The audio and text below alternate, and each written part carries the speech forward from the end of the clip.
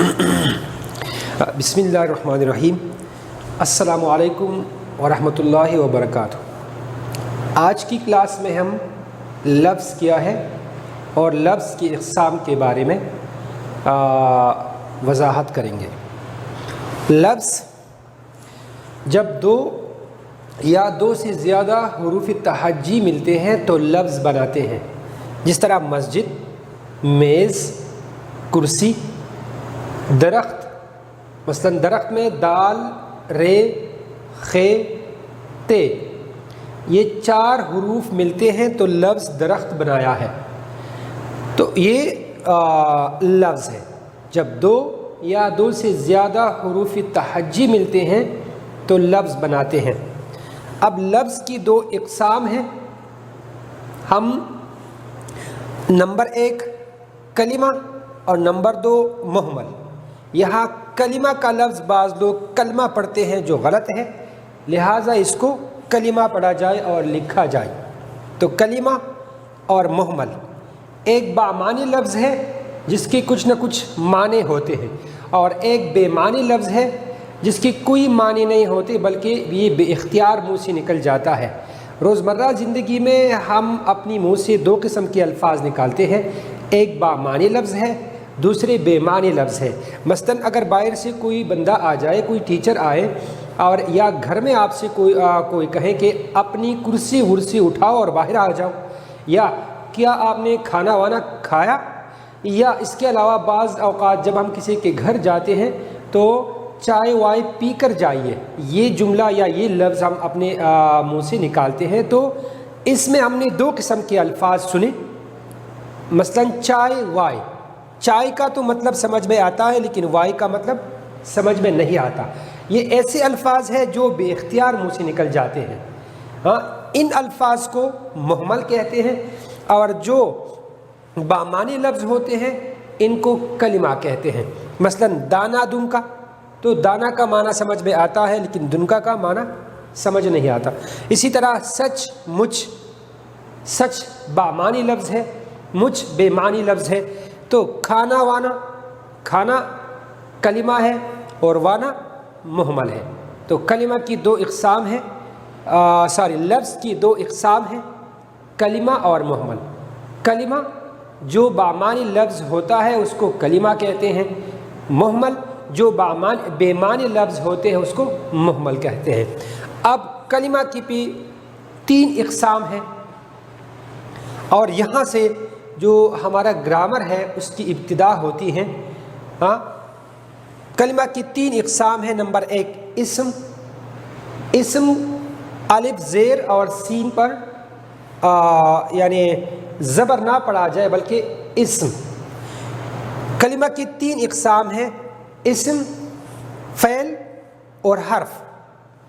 इस्म किसी चीज़, जगह, शख्स, जानदार या बेजान चीज़ के वगैरह के नाम को इस्म कहते हैं। जिस तरह लड़का, आबिद, शहर, जिद्दा, पाकिस्तान, दरख्त, आम, बाग, सड़क, ये मेज़, ज़मीन, ये सारी चीज़ों के नाम हैं, इसको इस्म कहते हैं। वो कलिमा जिसमें किसी चीज़, जगह या शख्स के नाम ज़ाहिर हो उसे इस्म कहते हैं। नंबर दो फ़ेल, वो कलिमा जिसमें किसी काम का करना, होना या सहना पाया जाए, और उस कलिमे में तीनों ज़माने में से एक ज़माना भी पाया जाए। मसलन मुस्तक़बिल, फ़ेल हाल या फ़ेल माजी, ज़माना मुस्तक़बिल, ज़माना हाल या ज़माना माजी, उन तीनों ज़मानों में से एक ज़माना पाया जाए तो वो कलिमा फ़ेल कहलाता है। मसलन आएगा, आया था, आ रहा है, ये क्या है? इसमें तीनों ज़माने में से एक ज़माना भी पाया जाता है और इसमें किसी काम का करना या होना पाया जाता है, इसलिए इसको फ़ेल कहते हैं।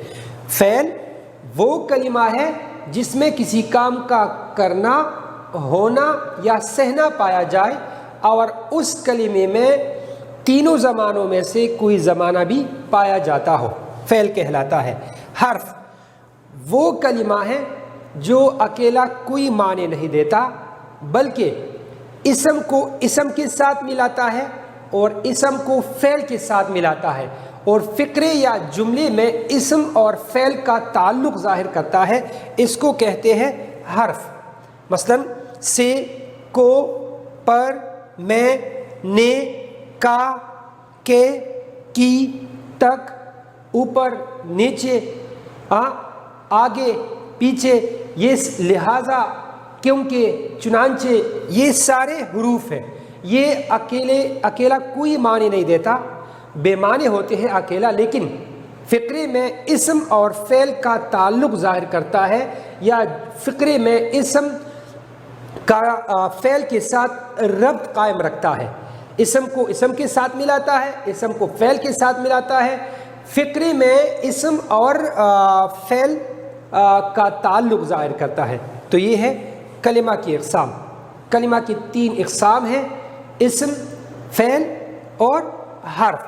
انشاءاللہ اگلی کلاس میں ہم اسم کی اقسام، اسم کے بہت سارے اقسام ہیں، کون کون سے اقسام ہیں اس کی تعریف اور مثالوں سے وضاحت کریں گے۔ ایک بار دوبارہ سنیے۔ لفظ وہ جب 2 یا 2 سے زیادہ حروف تہجی ملتے ہیں تو لفظ بناتے ہیں۔ لفظ کی 2 اقسام ہیں، کلمہ اور محمل۔ کلمہ بامعنی لفظ کو کہتے ہیں، محمل بے معنی لفظ کو کہتے ہیں۔ جس طرح چائے، وائے، چائے کلمہ ہے، وائے محمل ہے۔ دانا، دنکا، دانا کلمہ ہے، دنکا محمل ہے۔ سچ، مچ، سچ کلمہ ہے، مچ محمل ہے۔ تو پھر یہ کلمہ کی 3 اقسام ہیں۔ اسم کسی چیز، جگہ یا شخص کے نام کو جب ظاہر کرے تو اسم کہلاتا ہے۔ فعل وہ کلمہ جس میں کسی کام کا کرنا، ہونا یا سہنا پایا جائے۔ حرف وہ کلمہ جو اکیلا کوئی معنی نہیں دیتا بلکہ اسم کو اسم اور اسم کو فعل سے ملاتا ہو، اس کو حرف کہتے ہیں۔ انشاءاللہ اگلی کلاس میں ہم اسم اور اس کی اقسام کے بارے میں بیان کریں گے۔